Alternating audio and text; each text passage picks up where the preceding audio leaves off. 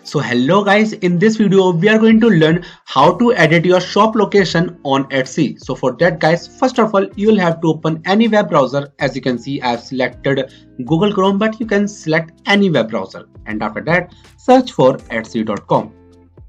So guys, after coming on their website, you guys will have to log into your account and then choose this option right here called Shop Manager. So guys, after coming on this page, you guys can see this pencil button right here. Now click on this and then you guys will come on this page. So as you can see, I cannot access my shop on this page because my shop is in holiday mode and I cannot disable it for some reasons. But you guys can clearly see your shop on this page. As you can see guys, shop location will get listed around here.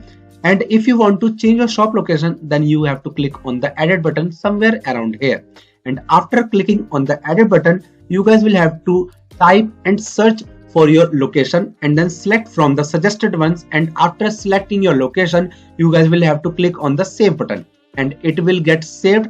And now your shop location is changed. So that's it for the video guys. If you find this video helpful, then please subscribe to our channel and thanks for watching.